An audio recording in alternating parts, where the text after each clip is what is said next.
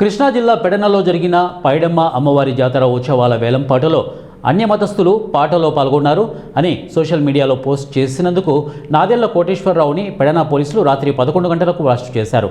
హిందూ సంఘాలు మరి కాసేపట్లో పోలీస్ స్టేషన్కు భారీగా చేరుకున్నాయి. అరెస్టు చేసిన కృష్ణా జిల్లా హిందూ చైతన్య వేదిక అధ్యక్షులు నాదెళ్ల కోటేశ్వరరావుని 10 గంటలకు రిలీజ్ చేస్తామని సిఐ నాగేంద్ర ప్రసాద్ తెలిపారు. ఎవరెవరో కనిపిస్తున్నారు, ఏం చేసేదేం లేదు. ఎన్కుదురుపేటలో మదర్సాలు ఏం జరుగుతుందో తెలియదు, రాత్రి మైకులు ఏం జరుగుతుందో తెలియదు. మరి ఇంకేం దీనికి కంప్లైంట్ ఇచ్చింది ఎవరు లేరు, ఎవిడెన్స్ లేదు, కంప్లైంట్ లేదు. మీడియాని బట్టి ఏం చూస్తావు నువ్వు? అది దాన్ని ఎక్కడ డిసైడ్ చేస్తావు నువ్వు? వచ్చిన వాట్సాప్ మెసేజ్ బట్టి ఎక్కడ కంక్లూజన్కి వస్తాం మనం? ఒక రిపోర్ట్ ఇవ్వకుండా, కంప్లైంట్ ఇవ్వకుండా, ఎవిడెన్స్ లేకుండా మీడియా రిపోర్ట్ని బట్టి దీన్ని బట్టి బేస్ చేసుకుని ఎలా ఎఫ్ఐఆర్ కడతారు మీరు? సరే చెయ్యండి. 41 నోటీసు.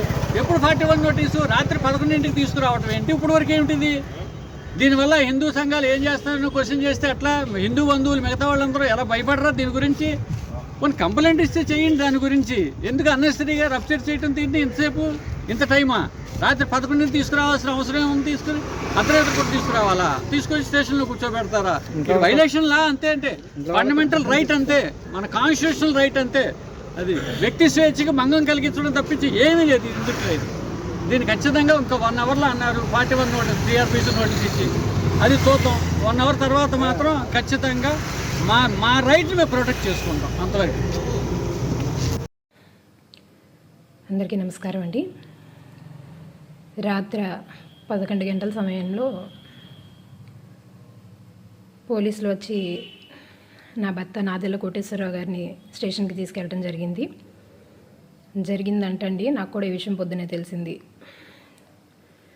నైట్ అవుట్ చేయాలి, ఆల్బమ్స్ వర్క్ ఉందని కూర్చున్నారండి. వర్క్ చేస్తున్నారు.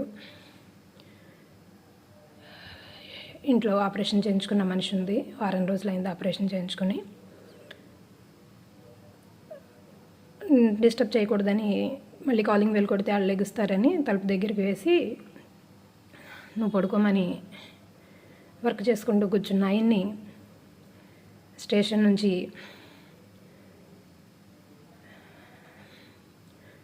సిఐ గారు ఇంకా స్టేషన్ పెద్దలు ఎవరో వచ్చి తీసుకువెళ్ళారంట. ఇంట్లో వాళ్ళకు కూడా చెప్పకుండా తీసుకువెళ్ళటం అనేది మరి ఎంతవరకు కరెక్టో నాకు తెలియదండి. అది కూడా ఒక రూల్ ఏమో తెలియదండి. అలా ఎవరికి చెప్పకుండా అర్ధరాత్రులు ఇంటికి వస్తే దొంగలు వస్తారేమో అనుకునేదాన్ని నిన్నటి వరకు. పోలీసులు కూడా వస్తారని రాత్రి తెలిసింది. ఏదో మెసేజ్ పెట్టారంటండి, ఢిల్లీలో జరిగింది, మన గల్లీలో కూడా జరుగుతుంది అని మెసేజ్ పెట్టారంట. ఆ మెసేజ్ కోసం రాత్రి తీసుకెళ్ళిన మనిషిని పొద్దున్న వరకు స్టేషన్లోనే ఉంచారు.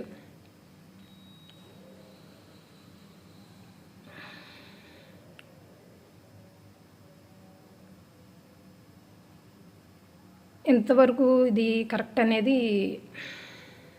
నాకు అర్థం కావట్లేదండి. మెసేజ్లో ఏమన్నా పొరపాటు ఉంటే ఎక్స్ప్లెనేషన్ అడగండి. ఆ ఎక్స్ప్లెనేషన్ నచ్చకపోతే అప్పుడు దానికి సంబంధించిన ప్రొసీడింగ్స్ ఏవో పోలీస్ శాఖకు ఉంటాయి కదా, అవి ప్రొసీడ్ అవ్వండి. దొంగతనంగా ఎందుకు? అర్ధరాత్రులు ఎందుకు? మా ఇంటి మీద 300 మంది వచ్చి దాడి చేస్తే ఇప్పటివరకు దిక్కులేదు. ఆ కేసు ఏమైందో తెలీదు. అది నడుస్తుంది, మేము పోయే వరకు నడుస్తుంది. అందులో ఇంకో కేసు ఏంటంటే మా మీద పెట్టింది, నేను మా ఆయన కలిసి ఆ 300 మందిని డొక్కల్లో కొట్టామంటండి. అసలు పోలీసులో కేసు తీసుకోవడానికి ఏమీ ప్రూఫ్లు, మినిమం ప్రూఫ్లు ఇవి కూడా అక్కర్లేదండి. అలా తీసేసుకుని ఎఫ్ఐఆర్ రాసేస్తారా? ఎఫ్ఐఆర్లో రాశారు, నేను మా ఆయన కలిపి 300 మందిని డొక్కల్లో కనపడకుండా గుద్దేశామంట. అది ఒక ఎఫ్ఐఆర్. ఆ టైంలో మా మీద ఛార్జ్. సరే, ఏం జరిగినా భగవంతుడు ఉన్నాడు, ఆయన ముందు వీళ్ళు ఎంత అనుకున్నామండి. చేసేది మంచి పని అయినప్పుడు భయం ఎందుకు అనే ఒక ధైర్యం ఉండేదండి నాకు. కానీ ఇలా దొంగతనంగా తీసుకువెళ్ళటం, అర్ధరాత్రులు తీసుకువెళ్ళటం, అప్పటికప్పుడు ఇది ఎంతవరకు అనేది నాకు అసలు అర్థం కావట్లేదండి. ఏం మాట్లాడాలో కూడా తెలియట్లేదు నాకు. ఆర్ఎస్ఎస్ గుండాలన్నప్పుడు కానీ అసలు వాళ్ళెవరి మీద లేని టెన్షను ఈయన మీద ఎందుకు, ఈయన చేసే కార్యక్రమాలు అడ్డుపడాలనా, ఆపాలనా? తొక్కాలని చూస్తే ఇంకా ఎదుగుతారండి ఎవరైనా. ఆయన పని ఆయన చేసుకొనివ్వండి దయచేసి.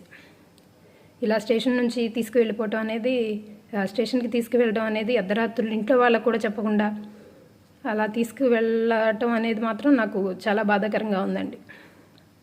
ఇప్పటికీ కూడా స్టేషన్లోనే ఉన్నారు. నాకేం చేయాలో తెలియట్లేదు.